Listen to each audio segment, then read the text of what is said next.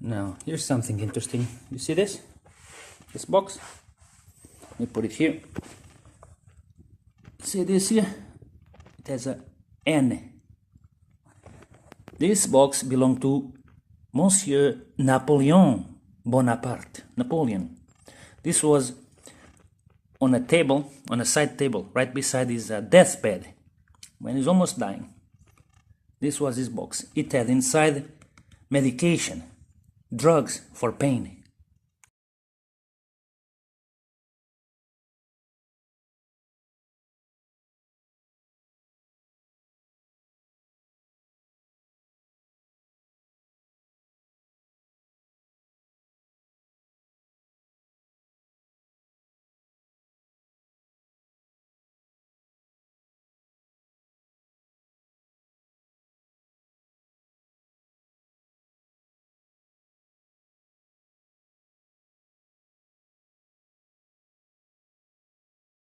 This was his box. It had inside medication, drugs for pain.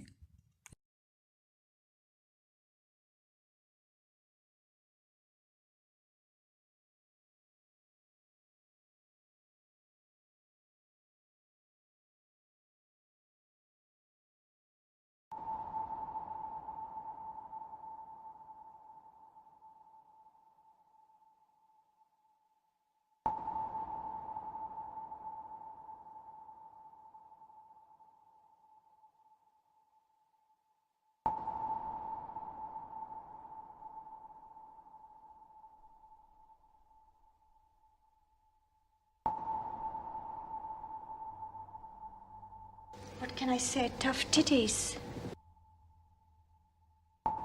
Whatever it was, it triggered a breakdown from which Van Gogh never fully recovered. Vincent's brother, Theo, came down immediately, and Gauguin caught the next train back to Paris. Where a most unhappy new year awaited him. In a peculiar act of solidarity with Vincent, Gauguin made a self-portrait jug in which he too loses his ears. The blood's still on his face. Then, this even stranger likeness of himself with his finger in his mouth, which he asked specifically to be given to Madeleine Bernard. It's so tongue-tied, isn't it?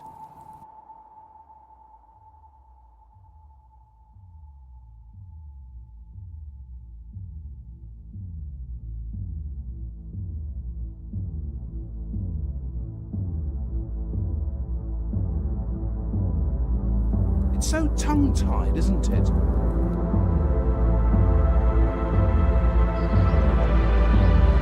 In the summer, he hurried back to Pontarlier, hoping to see Madeleine Bernard again. She, however, had taken up with his formerly loyal disciple, Charles Laval.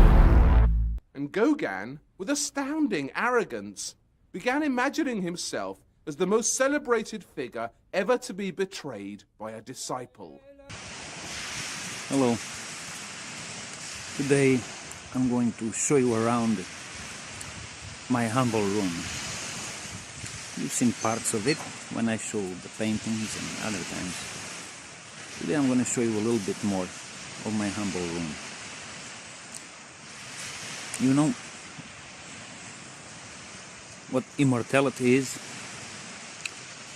Immortality is not dying. Immortality is to live forever, time after time. I have many rooms like the one you're about to see. A little bit all over the world. One here, another one there. They are all together my palace, per se. All these rooms that are a little bit all over the world constitute my palace. And my palace is very big, even for Renaissance standards. So today I'll show you the room where I'm living right now. Maybe next year I'll show you another, and then another. Be safe. Cheers.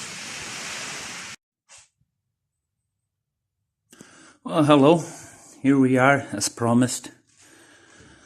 So, I'm gonna show you a few things around this room of my palace. Some you've seen, others you haven't. Here, there's an old Our Lady doing the M. This is very old.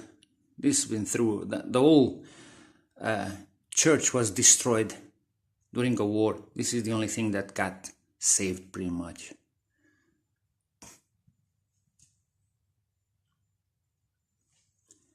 Here, there's an old, not very old, tile work, Julius Caesar and Ishtar doing the Azazel symbol. You have the X, Caristus X cross, 1, 2, 3, 4 brothers, and so on. This from a very, very famous artist, few hundred years old, Guccini, the original photo of the goddess. You've seen this one, Paul Gauguin. And Gauguin, with astounding arrogance, began imagining himself as the most celebrated figure ever to be betrayed by a disciple.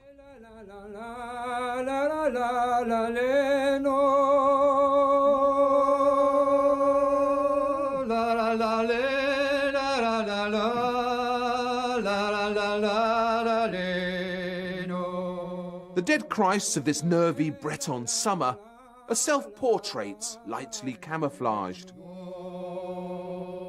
You've seen this one, Paul Gauguin.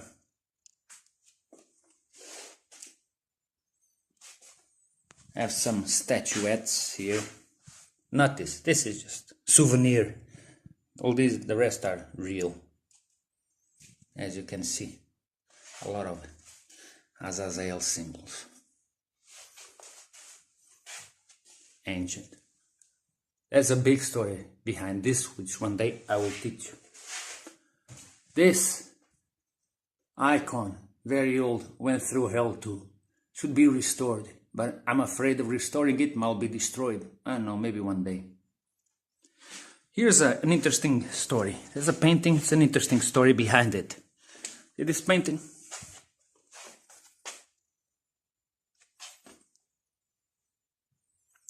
Four years ago, I went to this antique store in Germany. In fact, it was not an antique store, it was just a store that sold old stuff, like typewriters from the 1980s, Coca-Cola cans from the 1990s.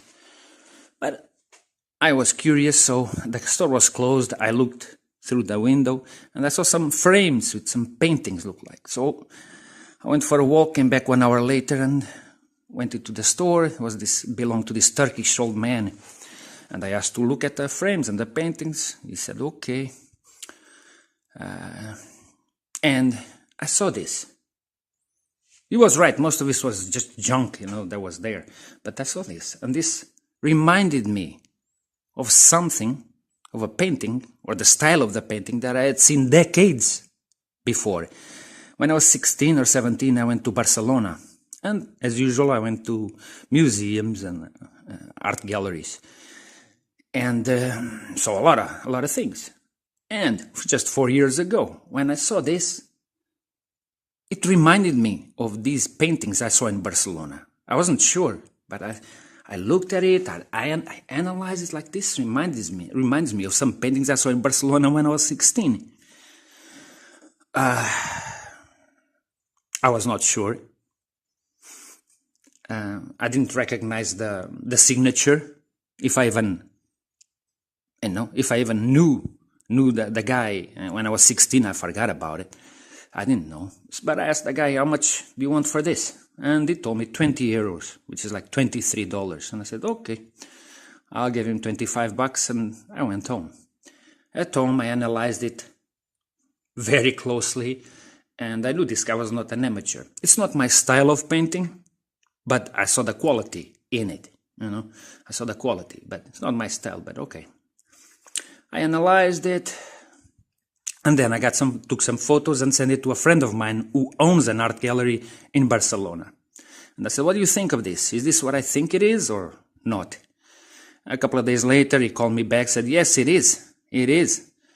It's a Rius, and it's very collectible in Barcelona right now. The city of Barcelona is buying as many as possible. It is. You got the real thing, the real deal. It's known. It's on. This painting is known in Barcelona. Not so much around the world. It's not very, very famous, but in Catalonia, in Barcelona, he is. And my friend said, we'll offer you 40,000 euros for it right now, the city of Barcelona. And I said, sold. So I sold this for 40,000 euros. They paid me about couple of months later. And I went back to the antique store, the old store, to the Turkish guy that sold me this for $25, and I gave him an envelope with 10,000 euros, which is 25% of what I made. Usually finder's fee, it's 10%, maximum 10%. I gave him 25%, even though he didn't find anything. I found it. But I gave him 25%. I gave him an envelope with 10,000 euros, and he was all happy because then he told me what was going on in his life. His wife was sick, he had 3 or 4 kids, so he wasn't making any money from the store practically. All he had was junk. And then, so I gave him 10,000 euros. He was all happy, crying. It was a very good thing. The painting I still have it because the city of Barcelona told my friend that they were building a room or renovating a room in the city, the city of Barcelona, or some museum, I don't know. They were renovating to put all the paintings of this artist in one room. I've been waiting for 4 years to send this to them because they said when the room is ready, you'll send it to us. Okay. It's been with me for 4 years. So that's the story behind this painting. What else can I show you? This. You know what this is? This was how do you call this in English? See, there's an M.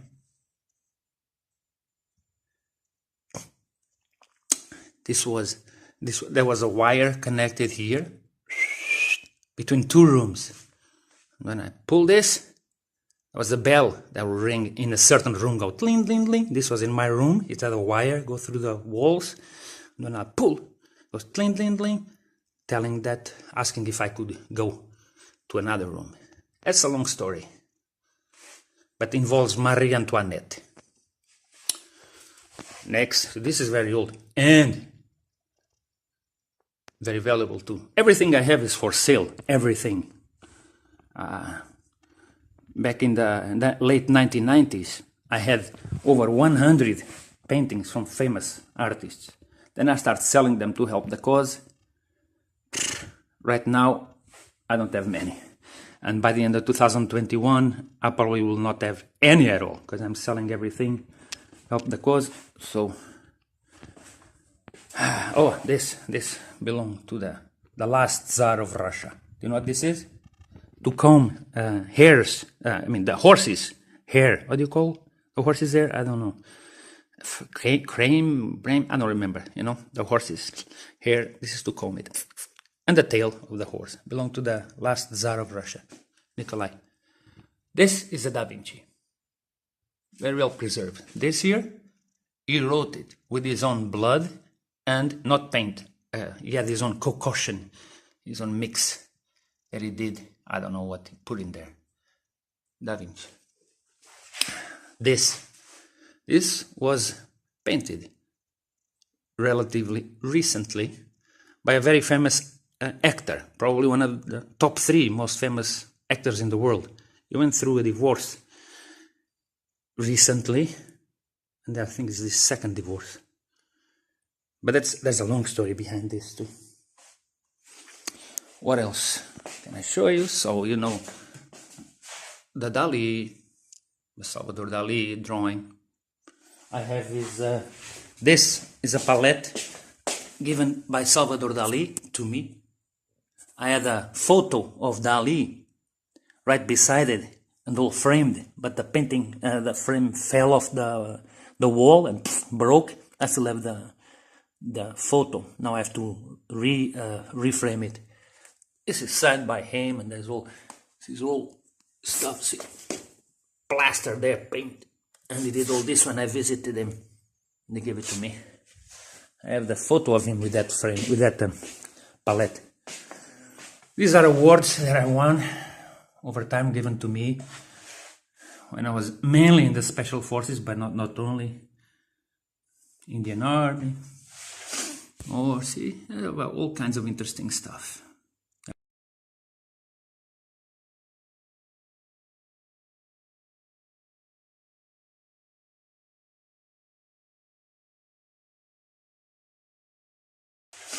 Or see, about all kinds of interesting stuff that was given to me. Me, the special forces. This one came from Iraq. It's a big award that they gave me. Ukrainian award. This is another relatively well-known painting. Oh, interesting, isn't it? Anyway, that's a big story behind this too. And then, you know, we have the Picasso that I've shown you. Dürer, the young. This is a real photo. You'll not find it anywhere. This is a real photo. That's young Marie Antoinette. And that's you know who. This I've shown before. This is a piece of the real cross of the crucifixion, which gives this material, which now there's not many, there's not much. All this stuff here, but now there's not much. Now, here's something interesting. You see this? This box? Let me put it here. See this here? It has a N. This box belonged to Monsieur Napoleon Bonaparte. Napoleon. This was on a table, on a side table, right beside his deathbed, when he's almost dying. This was his box. It had inside medication, drugs for pain. This was his box. Right now it doesn't have medication or drugs inside, but it has this. That's his hair. Right there. Lock of his hair.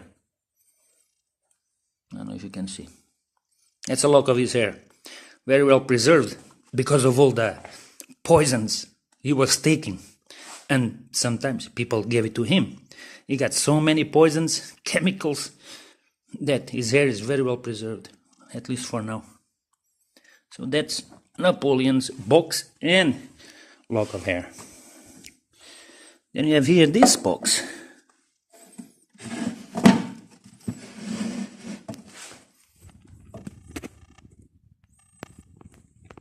Wait, let me take this out first. That's another precious thing I have. Belonged to a very important person. It's a story for another time. This box. It has, among other things, nails from the crucifixion. The crucifixion.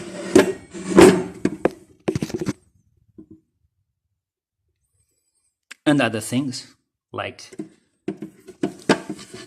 this, what people call the crown of the crown of thorns. It's there too, but there was no thorns. I don't know if you can see, and I don't want to move it much, but it's all here in this box. Let's put this here, back there. What else? Well, this is an old Quran. This is worth a lot of money, especially to Muslims. Hundreds and hundreds of years old. Original Quran. One of them, there were two Qurans, and then eventually became 3 or 4 or 5. If I went down my street, there's a mosque. If I walk in that mosque, especially on Fridays where they meet, with this book and say, I have this here. When someone wants to buy it, oh, I'd have sellers there like crazy. And one day, I will go there, maybe. If I don't get a better client, we'll see.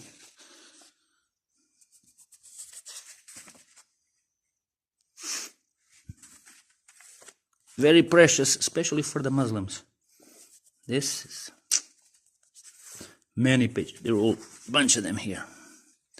Original, one of them. The good one.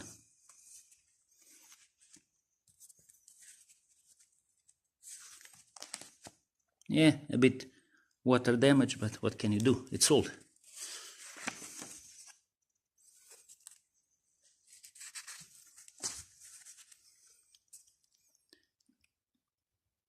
This is not original. This was added later. So, but I have more. This is a manuscript from the Quran, written by an Iranian guy in 1289, in the year 1289, 13th century. Okay, there's a few copies inside. I'm not going to open, but I can show it here. It's the same thing.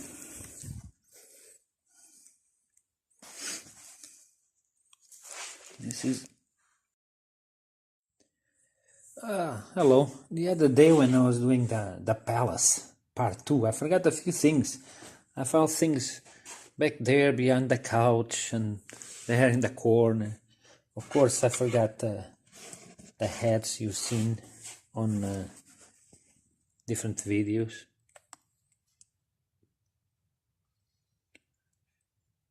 Very valuable. This one especially. Well, this one too. At Napoleon. One of Napoleon's field hats.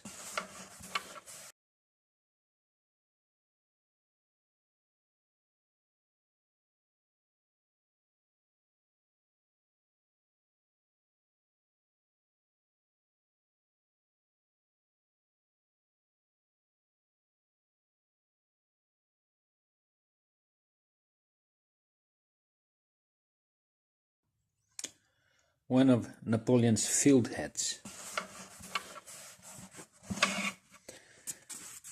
But this one, believe it or not, is even more valuable. I forgot a bunch of things, and I forgot some drawings that were back there. I forgot to show you this. It's very small, but very important and very valuable.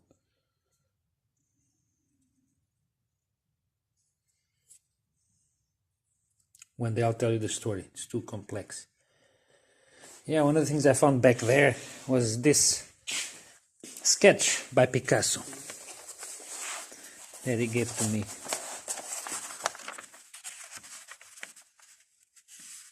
It's a man naked.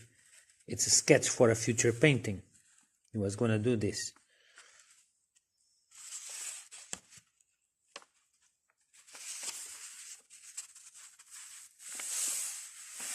Anyway, so I forgot to show you this, and of course I forgot to show you a bunch of things that I have upstairs in my bedroom. But here's a few more. So now this sketch eventually became a painting, which I'm going to show you now. But he changed it from a naked man to a naked woman. I'll show you.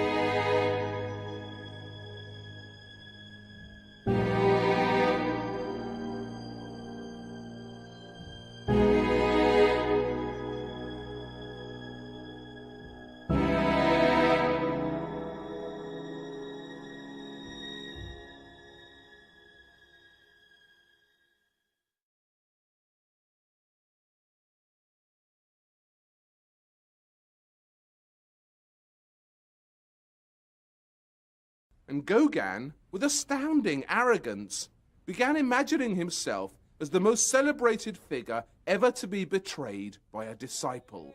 You've seen this one, Paul Gauguin.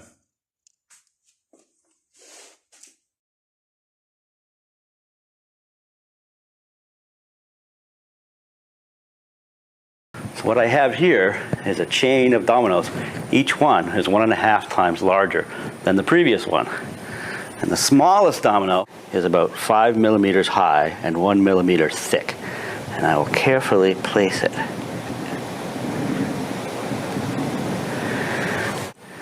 And there are 13 dominoes. And the largest domino, it weighs about 100 pounds and is more than 1 meter tall.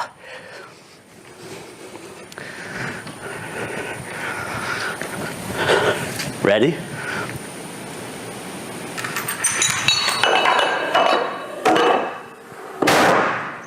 Boom.